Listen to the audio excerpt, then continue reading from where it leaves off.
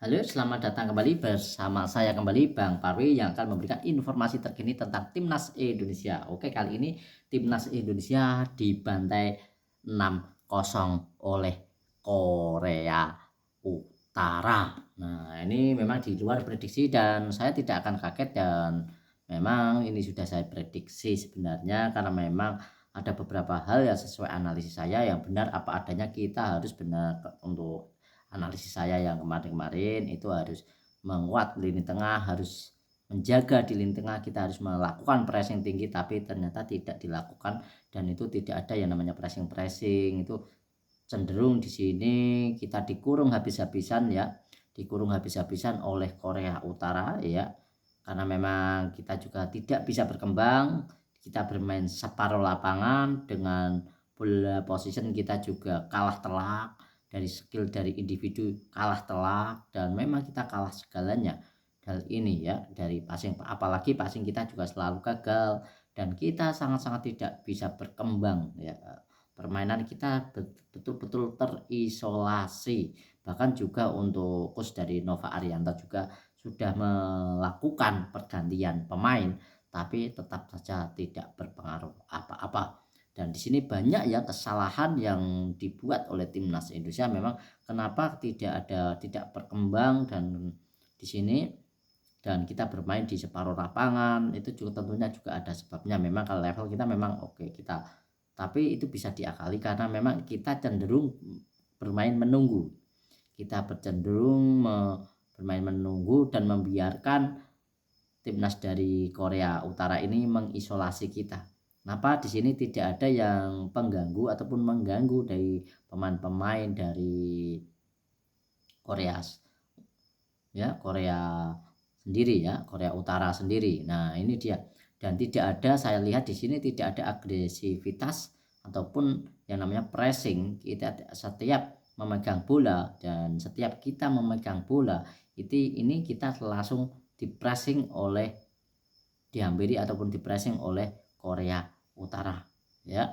Dan padahal saat Korea Utara ini saat memegang bola kita tidak ada yang namanya inisiasi untuk melakukan pressing untuk mengganggu pergerakan dari Korea Utara. Ini yang menyebabkan kita bisa terisolasi dan saat kita sudah minim untuk memegang bola dan saat memegang bola kita terlalu lama memegang bola tidak langsung memberikan umpan saat kita memegang bola dan juga tidak ada rekan yang support jarak antara lini dan lini ini terlalu jauh sangat-sangat jauh dan memang itu tidak efektif saat kita juga mendapatkan bola langsung crossing ke depan ya langsung crossing ke depan dan pada akhirnya juga saat crossing ke depan ini tidak tepat sasaran tidak tepat untuk umpan ataupun passing kita tidak tepat dan alhasil diraih oleh pemain dari Korea Utara dan karena memang pada dasarnya pemain-pemain kita itu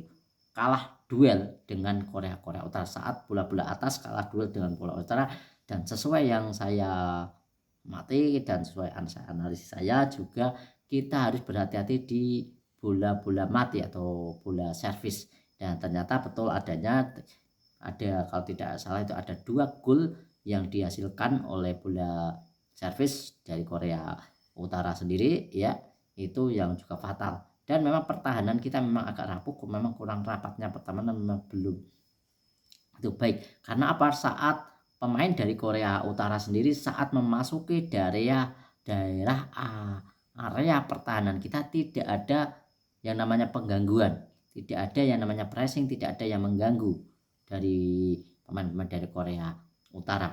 Nah memang seharusnya memang saat ada pemain yang masuk ke dalam kedalaman kita masuk ke di daerah pertahanan kita itu seharusnya memang harus ada yang mengganggu setidaknya ada 2 orang untuk mengganggu di sini agar apa? Agar untuk meminimalisir untuk pergerakan dari Korea Utara pemain-pemain dari Korea Utara untuk meminimalisir setidaknya itu tidak bisa leluasa untuk memberikan umpan dan itu dia setidaknya itu ada gangguan di sini tidak ada yang namanya gangguan saat mendapatkan bola untuk pemain-pemain Korea Utara tidak ada yang namanya penggangguan ataupun gangguan sama sekali setidaknya kalau ada gangguan tentunya itu ada misalnya ada umpan derek ataupun passing, itu tentunya akan terganggu, dan itu tentunya tembakan ataupun ya umpan yang dilakukan oleh Korea Utara ini tentunya tidak sempurna. Nah, agar tidak sempurna, tapi di sini tidak ada penggangguan, tidak ada gangguan, tidak ada yang namanya timnas Indonesia tidak ada yang mau pressing. Di sini alhasil mereka bisa berekspresi memberikan umpan ataupun juga memberi shooting dan lain sebagainya. Ini dengan mudahnya, dengan enaknya. Karena apa? Karena tidak ada gangguan. Cenderung kalau kita menghadapi pemain lawan ini cenderung pemain kita itu menunggu.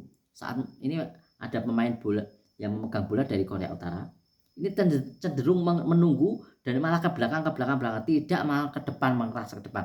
Dan kalau dalam situasi hal itu seperti itu, sebaiknya menurut saya sih tidak seperti itu. Kita harus memang mengganggu, merasa ke depan, merebut bola, harus merebut bola. Dan saat ini merebut bola, ada yang berjaga ada yang mengcover kita, rekan kita dari belakang, itu seharusnya ya. Tapi itu tidak dilakukan oleh pemain-pemain kita timnas Indonesia U17. Tidak ada yang namanya covering, tidak ada yang penggangguan ataupun melakukan pressing ya. Itu tidak ada sama sekali. Dari sejak awal pertandingan hingga akhir pertandingan di babak kedua tidak ada hal itu, dan itu tidak semuanya tidak dilakukan sama, cenderung membiarkan dan mereka menunggu, dan tidak ada yang istilahnya inisiasi untuk merebut bola, tidak ada, hanya menunggu dan menunggu itu saja. Nah, jadi jelas seperti itu, kita akan, kalau cara bermain seperti itu tentunya kita juga tidak bisa berkembang tentunya, dan kita tidak bisa lepas dari kurungan, kita tidak terlepas dari isolasi kalau memang tidak ada inisiatif untuk merebut bola. Nah, seperti itu. Dan saat mendapatkan bola, apalagi kita juga terlalu lama memegang bola.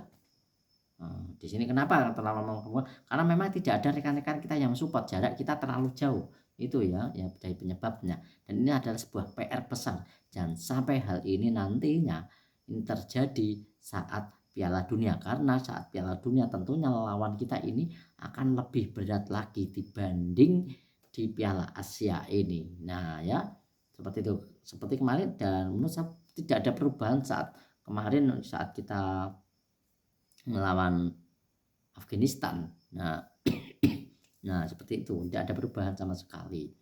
Jadi memang ini Coach Nova Arianto harus berpikir keras untuk mengasah anak-anak kita, jangan seperti ini menjadi bulan-bulanan seperti ini. Harus merubah cara taktik bermain, harus berani untuk pressing, harus berani untuk menekan, harus berani untuk melakukan counter attack, dan juga memang harus berani kita itu merebut bola. Walaupun kita memang head to head kita kalah, tapi setidaknya kita memberikan gangguan kepada lawan. Jadi itu ya, sangat disayangkan bahwa timnas Indonesia ini kalah 6-0 ya, tapi tidak masalah. Tapi di sini kita bersyukur kita sudah bisa lolos ke Piala Dunia. Ini sebuah penghargaan untuk anak-anak kita U17, karena memang mereka juga belum matang tentunya ya. Dan saya harap nanti ada tambahan pemain dari striker ataupun di lini belakang kita, lini belakang, lini tengah, dan striker.